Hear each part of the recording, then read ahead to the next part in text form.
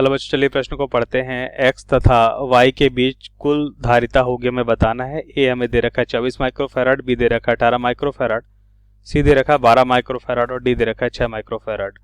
तो यहाँ पे हमें चित्र में दे रखा है a बिंदु c बिंदु के बीच संधारित्र a और b के बीच, c और b के बीच, इसी प्रकार c और d के बीच, b और d के बीच। तो इस प्रश्न को समझने के लिए सबसे पहले हम प्रश्न की मुख्य अवधारणा को समझेंगे। तो सबसे पहले हम लिखते हैं मुख्य अवधारणा।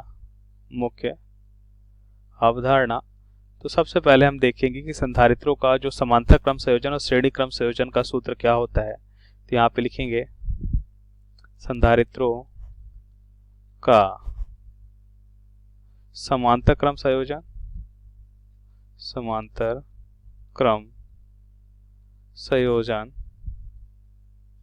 तथा श्रेणी क्रम संयोजन।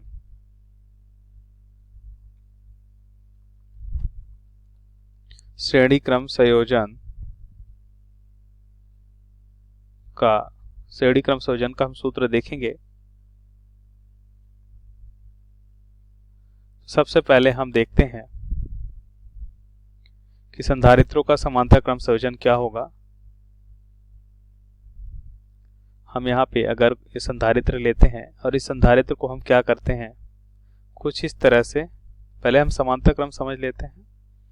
तो हम कुछ इस तरह से अगर हम संधारित्रों को जोड़ते हैं कि इनका विभव क्या रहे, समान रहे। तो यदि इनका विभव समान रहे तो ये संयोजन जो होता है कैसा है, मान लेते हैं इसका संधारित्र C1, C2 और C3 है और इसको हमने एक समान विभव से जोड़ दिया, तो इसका जो संयोजन है वो समांतर क्रम संयोजन होगा। इसके लिए तुल्य धारिता क्या होती है, C1 plus C2 plus C3 जुड़ जाती है। तो ये कहलाता है हमारा समांतर क्रम संयोजन। अब देखते हैं श्रेणी क्रम संयोजन में क्या होता है। हम कुछ इस तरह से संधारित्रों को जोड़ देते हैं। मान लेते हैं संधारित्र C1, C2 और C3 है। तो इनका अगर हम देखें कि श्रेणी क्रम संयोजन क्या हो जाएगा, तो इनका तुल्य धारिता क्या हो जाएगी, 1/C इक्विवेलेंट बराबर हो जाता है 1/C1 plus 1/C2 plus 1/C3 plus 1/C3। तो यह हो जाएगा श्रेणी क्रम संयोजन। क्या हो जाएगा, श्रेणी क्रम संयोजन हो जाएगा। प्रश्नानुसार उत्तर को समझ लेते हैं।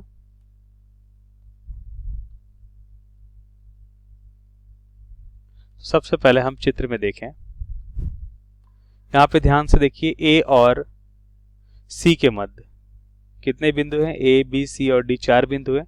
A और C के मध्य 6 माइक्रोफैराड है C3। A, C के मध्य 6 माइक्रोफैराड, इसे हम लिख सकते हैं C3 6 माइक्रोफैराड है। ये बिंदु हो गया A और ये बिंदु हो गया C। अब देखते हैं, हमें दे रखा है A और B के मध्य C1 है 6 माइक्रोफैराड। A और B के मध्य सिर्फ एक है C1, A और B के मध्य। B को हम यहाँ कहीं पे बना लेते हैं, यहाँ पे मान लेते हैं B है। तो A और B के मध्य क्या है, C1, जिसका मान कितना दे रखा है, 6 माइक्रोफैराड दे रखा है। कितना दे रखा है, 6 माइक्रोफैराड दे रखा है। उसके बाद C और B के मध्य, यहाँ पे देखें तो हमें क्या दे रखा है, C5 20 माइक्रोफैराड। C और B के मध्य C5 कितना दे रखा है हमें, यहाँ पे 20 माइक्रोफैराड। तो यहाँ पे लिखते हैं हम, ये हमें दे रखा है 20 माइक्रोफैराड। फिर हम देखेंगे B और D के मध्य 6 माइक्रोफैराड। B और D के मध्य एक काम करते हैं, D बिंदु यहाँ कहीं पे लिख लें, ये D बिंदु लिख लेते हैं। ये हमें दे रखा है C2 6 माइक्रोफैराड। C2 6 microfarad. अब हम देखेंगे C और D के मध्य C4 6 माइक्रोफैराड। C और D के मध्य। इसको हम थोड़ा सा इधर करके लिखें। C 5 है यहाँ पे,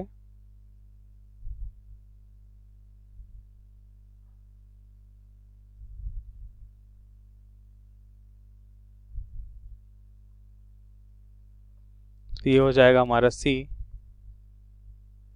4। C और D के मध्य अगर हम देखें, C और D के मध्य ये C4 है 6 माइक्रोफैराड, 6 माइक्रोफैराड। B और C के मध्य, B और C के मध्य C5 है 20 माइक्रोफैराड, C5 है 20 माइक्रोफैराड।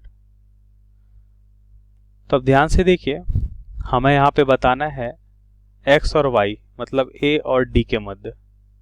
तो A और D के मध्य, इनके मध्य में बताना है, ये X है ये Y है, तुल्य धारिता क्या होगी।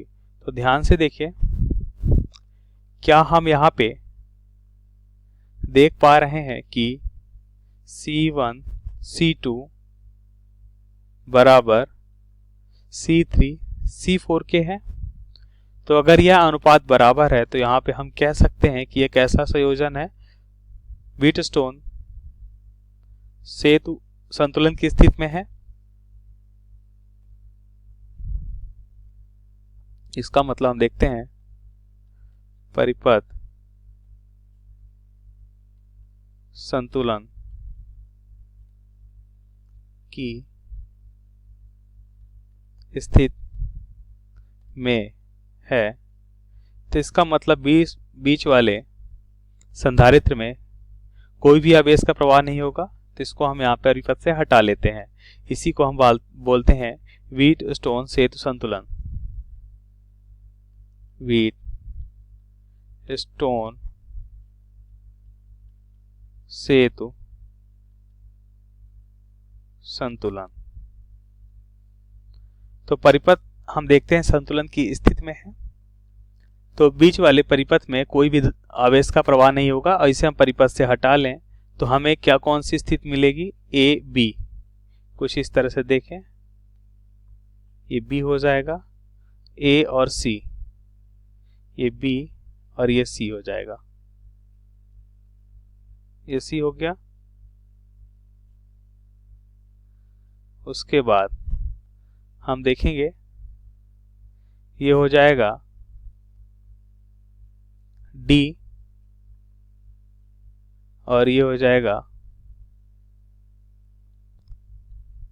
ये सभी 6 माइक्रोफैराड हैं। अब ये बिंदु ए है, तो ए पे x और d पे y है। तो अब देखिए ऊपर वाले ये दोनों कैसे दिख रहे हैं, श्रेणी क्रम में, और नीचे वाले ये दोनों भी श्रेणी क्रम में दिख रहे हैं। तो हम यहाँ से नया परिपथ बनाते हैं और लिखते हैं कि ऊपर वाले ये दोनों कैसे हो गए, श्रेणी क्रम में हो गए, और नीचे वाले ये दोनों कैसे हो गए, श्रेणी क्रम में हो गए। तो इनकी तुल्य धारिता C1 CEQ1 और CEQ2 हो जाता है। और इसके लिए सूत्र क्या हो जाएगा, इसके लिए सूत्र होता है, देखिए अगर 2 है, 2 के लिए हमें पता है हम क्या लिख सकते हैं, इसको हम इस तरह से भी लिख सकते हैं, अगर 2 है तो C1 इंटू C2 बटा C1 प्लस C2। तो कितना है, 6 है, 6 गुणा 6 बटा 6 प्लस 6। तो इसको हल करने पे हमें कितना मिलेगा, इसको हल करने पे हमें मिलेगा 3 माइक्रोफैराड, और सिमिलर यहाँ पे भी मिलेगा हमें 3 माइक्रोफैराड। अब ये बिंदु x और y है, तो यहाँ पे इनके बीच तुल्य धारिता हमें क्या मिलेगी। अब ये दोनों समांतर क्रम में, समांतर क्रम में हमें पता है ये जुड़ जाएंगे, तो जुड़ने पे हम देखते हैं हमें क्या मिल रहा है, 3 प्लस 3, तो इसका मतलब कितना हो जाएगा, 6 माइक्रोफैराड हो जाएगा। तो अब विकल्प देख लेते हैं, 6 माइक्रोफैराड, तो डी विकल्प यहाँ पे सही होता है। दिए गए प्रश्न का सही विकल्प डी है। आशा करते हैं आपको समझ आया होगा। धन्यवाद।